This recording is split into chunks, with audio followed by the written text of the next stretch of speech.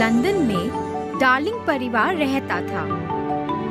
श्रीमान और श्रीमती डार्लिंग के 3 अद्भुत बच्चे थे, वेंडी, माइकल और जॉन। वेंडी सबसे बड़ी थी और बहुत प्यारी लड़की थी और वो हमेशा अपने भाइयों की बहुत देखभाल करती थी। जब बच्चे बिस्तर पर लेटे थे तो वेंडी ने कहा, काश पीटर पैन यहाँ आते। पीटर पैन, कैप्टन हुक और टिंकरबेल। और ये कहते कहते वो सो गई। अगले दिन शाम को श्रीमान और श्रीमती डार्लिंग एक पार्टी के लिए रवाना होने वाले थे। सभी बच्चे नीचे आए और उनकी माँ ने उन्हें गले लगाया।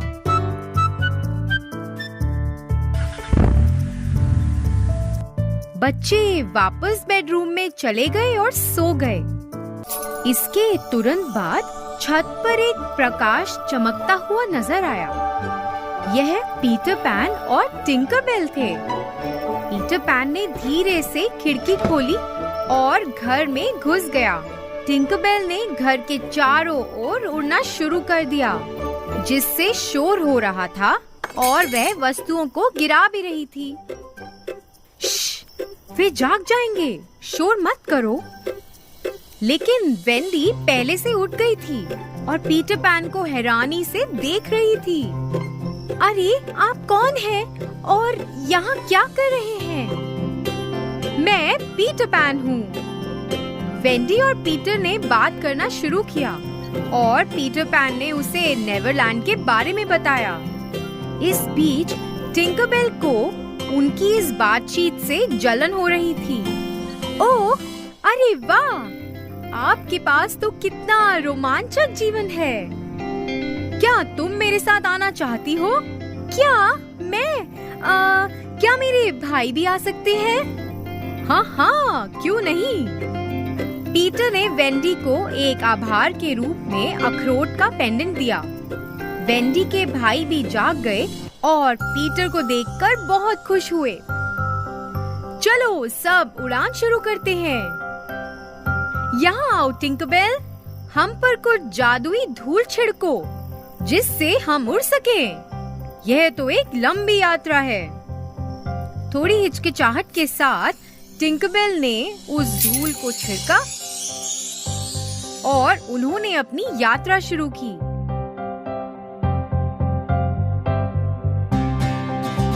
कुछ मील के बाद उन्होंने नेवरलैंड को देखा और सुंदर दृश्य देखने के लिए नरम बादलों पर उतरे। अरे पीटर, वो धुआं कहाँ से आ रहा है? वो तो रेड इंडियन कैंप है और आप सभी को उस जहाज को नजरअंदाज नहीं करना है जहाँ कैप्टन जेम्स हुक और उनके समुद्री डाकू रहते हैं। हुक एक मतलबी और खूंखार कप्तान है, लेकिन वह मगरमच्छ से डरता है जो हर जगह उसका पीछा करते हैं। उस समय समुद्री लुटेरों में से एक ने उन्हें दूरबीन से देख लिया। कप्तान, मैंने पीटर पैन और उसके दोस्तों को देख लिया। पीटर पैन पे निशाना लगाओ, इस बार मैं उसे जीवित नहीं जाने दूंगा। ओह, लगता है उन्होंने हमें देख लिया है। हमें अब अलग अलग होना है। टिंकरबेल, बच्चों को सुरक्षित स्थान पर ले जाओ। मैं हुक का ध्यान रखूंगा। वेंडी से छुटकारा पाने के लिए टिंकरबेल ने एक शरारती विचार सोचा। वेंडी, तुम बस यहीं रहो, मैं तुम्हारे लिए वापस आऊंगी।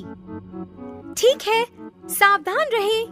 टिंकरबेल ने जॉन और माइकल के हाथों को पकड़ा और उन्हें तेजी से किनारे पर उतारा।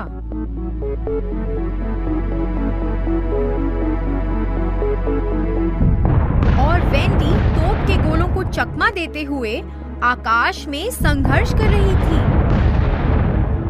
हुक ने अपनी बंदूक निकाली और पीटर पर गोली चला दी।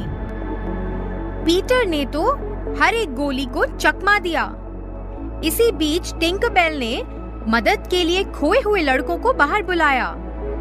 पीटर 5 खोए हुए लड़कों का कप्तान था। लड़कों, पीटर ने मुझे उस वेंडी पक्षी को मारने के लिए कहा है। हमें कप्तान पीटर के आदेशों का पालन करना चाहिए। पक्षी पर निशाना लगाओ। सभी लड़कों ने तीर चलाया और वेंडी को निशाना बनाया, जो अभी भी हर किसी को ढूंढने के लिए संघर्ष कर रही थी। निम्ब नामक एक खोए हुए लड़के ने वेंडी के सीने पर अपना तीर दागा और वह झाड़ियों में गिर गई। पीटर पैन अपनी तलवार के साथ जमीन पर कूद गया। वे एक तलवारबाजी में उलझे हुए थे और फिर मगरमच्छ दिखाई दिया और कप्तान हुक डर गया और जहाज की ओर भाग गया। पीटर पैन तब जॉन और माइकल के साथ जगह पर आया। ये क्या हुआ? ये तीर किसने चलाया? टिंकरबेल तेजी से छिपने के लिए एक पेड़ पर उड़ गई। टिंकर ने हमें बताया कि आपने वेंडी को मारने का आदेश दिया है। टिंकर, तुम जहाँ भी हो वहीं रहो। फिर कभी मुझे अपना चेहरा मत दिखाना। वेंडी, वेंडी, अपनी आंखें खोलो। पीटर ने तीर को उसकी छाती से खींच लिया और महसूस किया कि तीर पर कोई खून नहीं था। यह तो अखरोट के उस पेंडेंट से टकराया था जो उसने वेंडी को उपहार में दिया था। वेंडी ने अपनी आंखें खोली और खुद को सुरक्षित महसूस किया। उस रात जब वे सभी एक साथ बैठे थे, वेंडी ने कहा, हमारे पिता हमारी प्रतीक्षा कर रहे होंगे। हम कल सुबह निकलेंगे। अरे, तुम सब हमारे साथ क्यों नहीं आते? आप हमारे साथ रह सकते हैं। हाँ, परिवार का होना बहुत अच्छा लगेगा। पीटर, क्या तुम हमारे साथ नहीं आना चाहते? तुम सब जल्दी ही बड़े हो जाओगे। मैं हमेशा के लिए एक लड़का बनना चाहता हूँ। मैं उस जगह पर नहीं रहना चाहता जहाँ बुजुर्ग मुझे बताएंगे कि मुझे क्या करना है। सुबह बच्चे घर से निकल गए। पीटर उन्हें अलविदा कहने के लिए बाहर नहीं गया और कप्तान हुक के समुद्री डाकू पास में छिपे हुए थे। उन्होंने सभी बच्चों को पकड़ लिया, उन्हें बांध दिया और उन्हें समुद्री डाकू के जहाज पर ले गए। इस बीच टिंकरबेल ने उन्हें पेड़ पर से देख लिया। उसे बुरा लगा कि उसने अपने दोस्तों को धोखा दिया, इसलिए उसने पीटर को सतर्क करने के लिए जल्दी से उड़ान भरी और दोनों जहाज पर चढ़ गए। कप्तान हुक ने पीटर पैन के साथ तलवार लड़ाई शुरू कर दी और कप्तान हुक समुद्र में गिर गया। मगरमच्छ ने उसे पूरा निगल लिया और वह कप्तान हुक का अंत था। टिंकरबेल ने बच्चों को एकजुट किया और वे सभी पीटर के चारों ओर इकट्ठे हो गए। आप बहुत बहादुर हैं पीटर, कहानियों में नायक की तरह। अब मैं आपकी कहानी सभी बच्चों को सुनाऊंगी। धन्यवाद वेंडी, चलने के लिए तैयार हो जाओ। मैं आपको छोड़ने के लिए आपके घर तक आऊंगा। वे सभी लंदन के लिए रवाना हो गए। वेंडी के माता-पिता उन्हें फिर से देखकर बहुत खुश थे। श्रीमान और श्रीमती डार्लिंग ने वेंडी, जॉन और माइकल को गले से लगाया।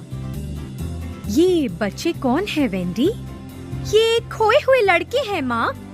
वे हमारे साथ रहने के लिए नेवरलैंड से आए हैं। क्या ये हमारे साथ रह सकते हैं? हाँ हाँ वेंडी, बिल्कुल रह सकते हैं। पीटर खिड़की के बाहर घूम रहा था। उसने अपने सभी दोस्तों और टिंकरबेल को विदाई दी और उसने नेवरलैंड के लिए उड़ान भरी।